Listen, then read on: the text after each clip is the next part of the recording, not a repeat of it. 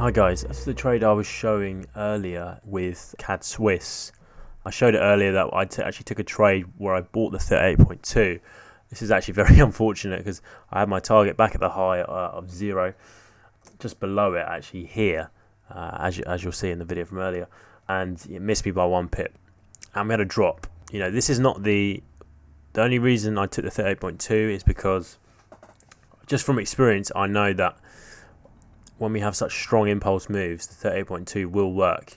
And what I would normally do in every circumstance is, if I'm trading the 30.2, I buy it, I'd have my stop below the 50, and I would then take from the high to the low, and I get out at the 78.6. So, you know, I'd have a 85 points risk for, so 85 points target for, 40 points. So it's a 2-to-1 trade.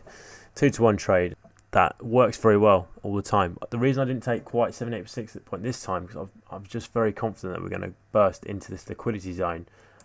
After it dropped, being aware of what happens with 38.2, I thought, okay, if we break 38.2, we're going to go back to 50. So when it turned here, I decided to put my stop at a break even, just to lock in the risk. I had a couple of other winning trades earlier. Thought, okay, I'm going to just lock in the risk of peace of mind. This is not the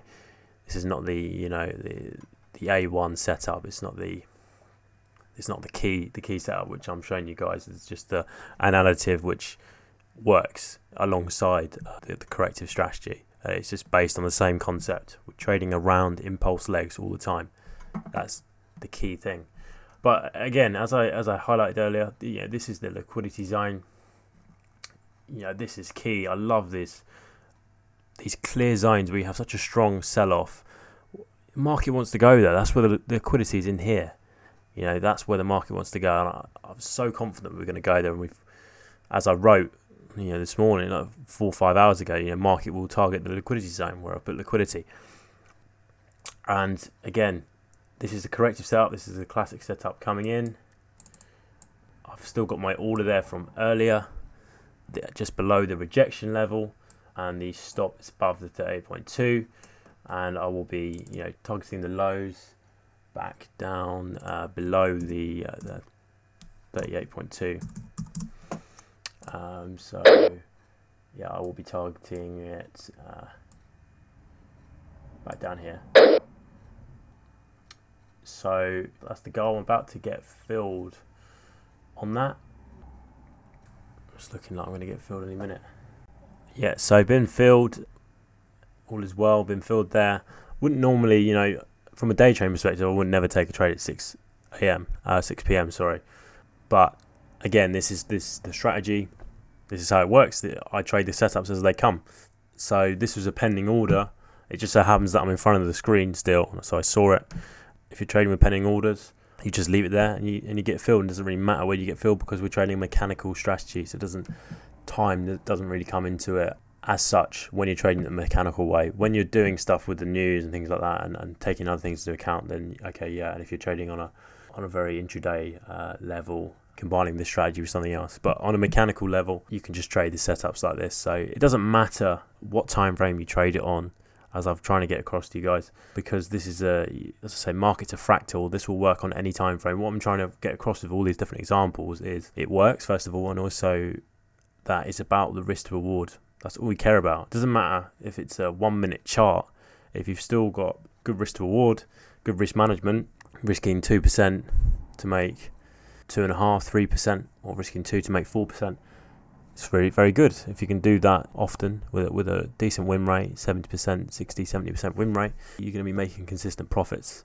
So yeah, we've got the trade here. Very happy that being filled. Obviously, I do expect it can go offside. I might even, as I've shown in the other videos, take another entry at the counter trend if we come there, because I haven't got my full position now. So if you're working pending orders, you can just take your full position at the rejection, no problem. Keep your stop above 30.2. If you're going to actively manage the trades, you've got a bit of time, or this is happening in the day, it can be a good strategy to have an entry at the rejection, have an entry at the counter trend. They're the two levels, and then you can manage them more effectively. Potentially take first one more conservative, and then potentially run the one further down, depending on what the market does. That's the key thing. So as we said, we're in that liquidity zone which I highlighted earlier as being in here. This is where I see the market going, and yeah, this is a nice area that, you know, when you see this, you can have confidence that the market wants to go there. The market will always play with you, always jump around, as it did with me earlier. It didn't take me out here, and I ended up taking a break-even trade. But you have to manage risk at the same time. You have to be, this is a business. If you're trying to trade professionally, you got to think of it always as a business. You've got to manage risk. You've got to manage the downside. Anything can happen in the market. You've got to be aware of that. But yeah, as expected, we're going to have a little spike. I did highlight as another level here in the middle, which is based on this wave. It's actually the rejection of that wave. So this whole area is sort of a key sell area for me, and I shall enter another entry if it comes up to here. I will update how this trade goes. It's a winner or a loser, and I'm sure it will be a good trade. So I'll come back to you shortly.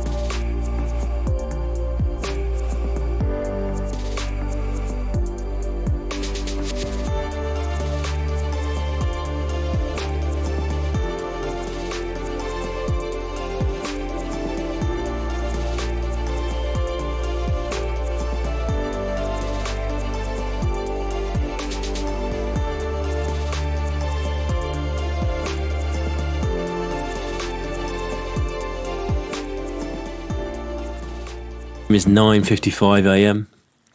When I last updated you, it was about 6 p.m. last night, so I've just checked the charts this morning. As you can see, the trade has pretty much played out perfectly. I managed to get a couple of entries. I got the first entry at the rejection, second one at the counter trend, and I've had my stop above the 38.2 the whole time, which has been very helpful, a bit of a lifesaver in this trade, and this just shows the importance of having your stop above 38.2, or at least part of your position. As I've said in previous videos, the further it extends, like in this example where it's broken out higher, it's even broken the kind of the rising wedge. This was a prime example of when the further it extends, the deeper and the more sort of aggressive the correction is going to be, the bigger the correction is going to be, and that's exactly what's happened here. So I've been able to take advantage of that, which is great. And I'll probably get out now at the low of this impulse, because that will be my next sort of target. I won't be running it more than that. Now we're at the bottom of the range. So yeah, this is a perfect example of how good this strategy can really be.